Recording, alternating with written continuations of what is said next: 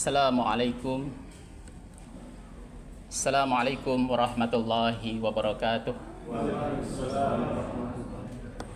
Bismillah, walhamdulillah, wassalatu wassalamu ala rasulillah wa ala alihi wa man walah. Rabbi shrahli sadri wa yassirli amri wahlul 'uqdatam min lisani yafqahu qawli, amma ba'd. Jamaah salat duhur yang dimuliakan Allah, pertama dan yang paling utama, marilah kita senantiasa memanjatkan puji syukur kehadirat Allah Subhanahu wa Ta'ala yang telah menganugerahkan banyak nikmat. Di antaranya adalah nikmat iman, Islam, dan kesehatan serta kesempatan. Kedua kalinya salawat serta salam Allah semoga senantiasa tetap terlimpah curahkan kepada junjungan kita baginda Muhammad Rasulullah Sallallahu Alaihi Wasallam. Semoga kita senantiasa diberikan kekuatan oleh Allah untuk meneladani baginda Rasulullah sehingga sampai pada masanya kita diakui dan diberikan syafaat oleh Rasulullah Sallallahu Alaihi Wasallam. Amin ya rabbal alamin. Jamaah salat duhur yang berbahagia, pada kesempatan kali ini saya ingin menyampaikan potongan ayat dari surat Al-Mujadilah ayat 11. A'udzu billahi minasyaitonir rajim. Bismillahirrahmanirrahim. Yarfa'illahu alladhina amanu minkum walladzina utul ilma darajat. Yarfa'i ini fiil mudhari', artinya mengangkat. Yarfa'illah, niscaya Allah akan mengangkat. Walladzina amanu, walladzi orang-orang yang amanu beriman, minkum di antara kalian. Waladzi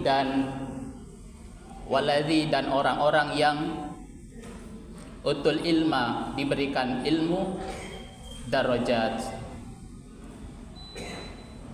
Secara terjemah,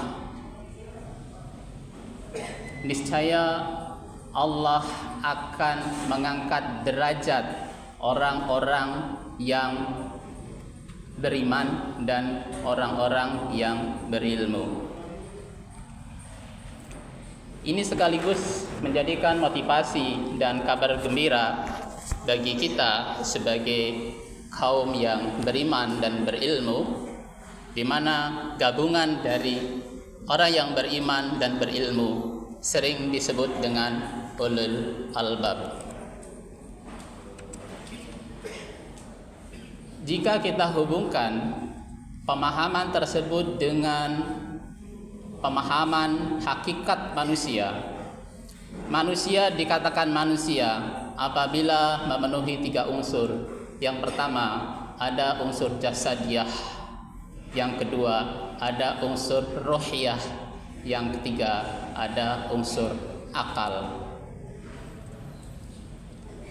Tanpa ketiga komponen tersebut atau tanpa ketiga unsur tersebut, hakikat manusia tidak dikatakan sempurna sebagai manusia. Nah, manusia sebagai makhluk selalu memiliki kebutuhan-kebutuhan.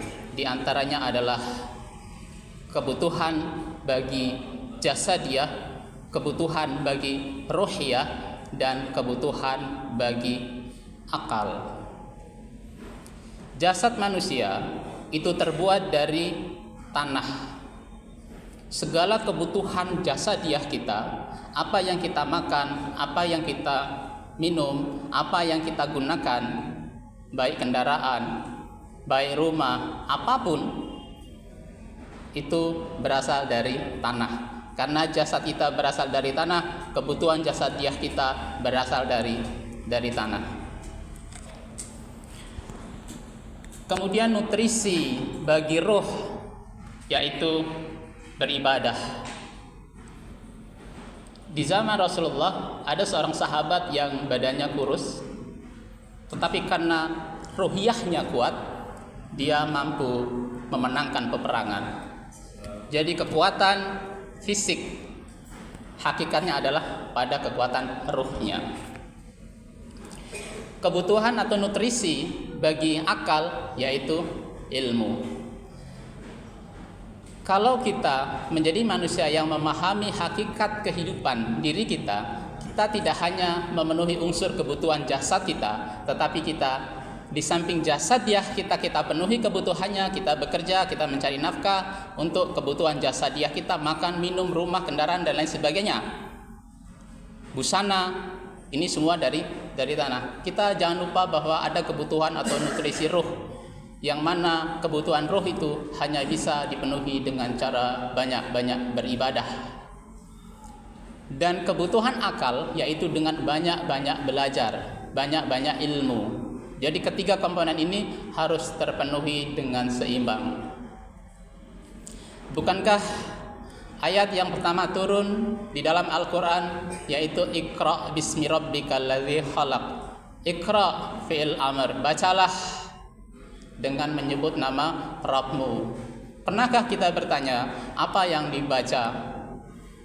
Karena ini perintah amr, fi'il amr, kata kerja perintah. Yang dibaca adalah ayat-ayat kauniyah dan ayat-ayat kauliyah.